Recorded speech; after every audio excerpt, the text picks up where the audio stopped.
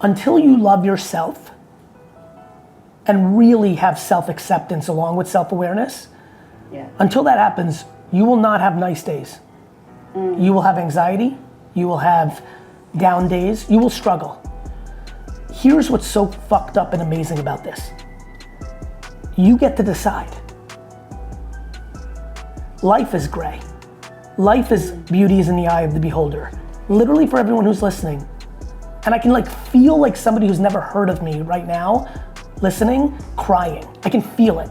Carly, that's how intense, this is why I want to stay, based on this momentum. Until you love yourself, nothing will happen. And good news, you're allowed to love yourself because you're the judge and the jury. Yeah. And you have to get out of blame to love yourself. You blaming your parents for shit is allowing you to have a package, a container to continue to not love yourself. We must become more emotionally accountable. We are capable. You are capable to get free meditation. You are capable to get free exercise, AKA like push-ups in your room, walking on a hill. There's unlimited, you are free to recognize that you're hanging around people that are negative, and you can start limiting that time, and you can go to the person that's most positive in your office and be like, hey Carly, I want to be your friend. Can I take you out for lunch today? You are in control. Not everybody can afford therapy, but for those that can, Carly, do you know most people would rather buy a Chanel bag or a Porsche to cover up their hurt instead of spend those dollars on therapy? Yeah. Everyone, but then go ahead. It's so tied with self-awareness because potentially they don't have the self-awareness to realize that's what they're trying to numb. Well, what do you think? Correct, but what do you think I'm doing here? Ready? Very simple. This is a simple game. You don't have to be an emotional intelligence genius. Are you happy more times when you wake up than you are not? The end. You don't need to be how often are you happy? I wake up happy 90% of the time. 5%, 8% indifferent, and 2% anxious. That is off the charts numbers. That is. I'm not even asking for people to do that. I got the luck of the draw. I did a lot of work. There's a lot that went into me being here at 47. My question is, where are you? Right. Julian, what's your answer? Happy, indifferent, anxious, not great. Go, real talk, no bullshit. 75% happy, 20% indifferent, whatever the rest is. 5%. That's incredible. That makes me look at Julian, and I know him enough to be like, fits in the pocket. How about you, Carly? Real talk, no bullshit, vulnerable. Go with me.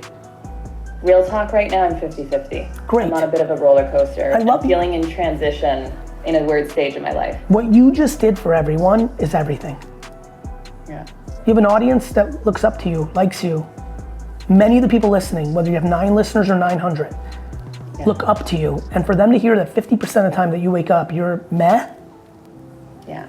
For me, this is where if we were best friends, you would be 80, 90. I'll tell you why.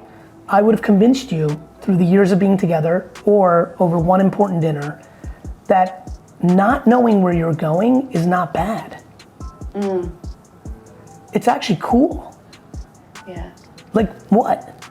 Nobody really knows where they're going. A tree may fall on my head today. I didn't know that was gonna happen. Like nobody knows.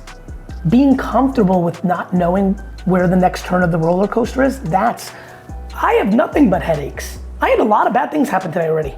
It's 3:24 p.m. I mean real things. Gotta fire a partner in one business, like somebody's sick, like personal stuff. Like I've had a rough day by everyone's standards besides the 5% of people that are like me. Right. It's okay. Yeah. Well, and I've seen the reps you put in. I go back off and I'm 33 right now. And it's a very stark difference from my 20s where I feel like I knew the next step. If I was transitioning, I kind of knew what was coming next. And this has been an interesting one where I feel the transition, but I don't know the next. And that's the Were you the magic part. you a good student? Yes. Makes all the sense in the world. Yeah. Everything I just heard is you knew the system, you knew how to get the A. There's a reason I got Fs. I don't give a fuck about the system is the problem. Yeah. You not knowing what's next is the best thing that happened to you. It's time for you to let go and know that you're not in control at all. Right. Carl, Well, you're literally not in control. Yeah. Maybe this podcast is the changing moment of your career. I think the biggest issue right now is that people are delusional or not self-aware. They think they're just I mean, the amount of kids that come up to me in the street and say they're gonna build $1 billion company, I mean, it's just talk. You know, self-awareness. What makes you happy? Just having more followers or more money does not make people happy. Liking what you do always makes people happy. You know, not being embarrassed of your insecurities is what makes people happy. So, you know, are you a creator? Are you an actor? Are you a winemaker? Or, you know, who are you? And I'm always fear as my popularity grows that a lot of the kids that watch me, or not even the kids, everyone, starts to try to be like me. And that the only thing that anybody should be like me in is that I was confident enough and patient enough to actually be myself. Which at the time, in 2006 when I hit the scene, in 2009 when I really hit the scene, cursing was very frowned upon. Dressing casual was very frowned upon. Yeah. I didn't look, the amount of people that would say you look like you look great. But in reverse, in 2009, I would get hundreds of emails. You look like a bum. Nobody's gonna take you seriously if you don't wear a suit. Yeah, things that make people laugh right now, but that was my life.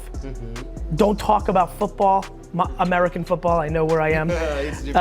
You know, don't talk about this. You want the best one? Which one? In 2009, when I started making business content, more than half of the comments that I got were for me not to talk about business because I should only stick to wine because that's what I know. Whoa. You know, that is probably, you know, I just said it for the first time this clear. I see D-Rock in the background making notes. I might not have something better to say right now than that. That more than half the people that commented on my content in 2009 made snarky comments that I should stay in my lane, that I'm just the wine guy. And I think that will be very good advice for a lot of people, because I know for fact, because I get so many DMs, the amount of people who no longer want to be posting what they're posting on Instagram, but because they were funny and a comedian, but now they're a serious business person. They used to be a model, but now they want to talk about their vegan food business. They used to be a serious businessman, but now they want to be a comedian. There's a lot of people, but they're scared because the first time they post something else, especially people that are attractive. I feel a lot of empathy towards people who are attractive. Their self-worth and their likes come from being attractive. Then they try to make one post about something else and it doesn't get as many likes and they feel insecure. And they'd rather get likes than be happy, which is crazy. So my biggest advice, number one, is self-awareness. Number two, make. Make.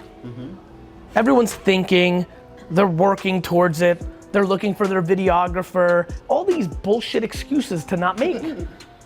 People come up with 100 excuses. They're insecure, they're scared, they deep down don't think they can achieve what they're saying they're gonna achieve, and so they're not making. And number three is patience. Yeah. I cannot understand how people think that in a week, or in a month, or even in a year, they're gonna be so famous and so rich, and so it's delusional, and so patient. Insecurity is the seed that creates all these issues. And so I'm trying to figure out why they didn't build self-esteem, who didn't build self-esteem, and the reason I bring up mom is like, Jesus, it's such a big percentage of it. Mom or dad is like 80% of it. It's just, you know, I do this a lot, I'm fascinated. Listen, my dad, I don't talk a lot about this. That's what happened to my dad. My dad, I'm so impressed by him. The way my grandmother parented my dad is unacceptable. That's the only word I can think of. So I'm fascinated by it because I had the reverse. I'm so perfectly parented by my mother, I'm unstoppable. I feel guilty that I'm so emotionally grounded and strong. That's why I'm giving it to you. Like, what do you think's happening up here? I feel guilty that I have it so good mentally. There's nothing anybody can do to my mental state. It's insane. I am so weird, guys. Like nothing hits, it's like I'm numb. And so I go right to the core. I do it when I see it sometimes. I'm like, hey, you are unbelievable and you think you're shit. That's bad. We need to talk about this. tell me everything about your childhood. Like, and I just go there and sometimes you get a little break sometimes, but what's really fun is they start thinking about it and it changes behavior. I get an email every day that says that they disconnected from somebody in their inner circle, and for the last 6 months, they're breathing for the first time in their lives. It is not easy to break up with your brother. It is not easy to break up with your spouse. It is not easy to break up with your father, but that's actually the binary move if they're the poison of your life. So, A, if that's your reality, you need to think, because guess what? You have one life. And you don't want to be 73 when your parent passes away and finally start breathing. B, if that is not your life, you need to drive home right now and kiss your parents in the face.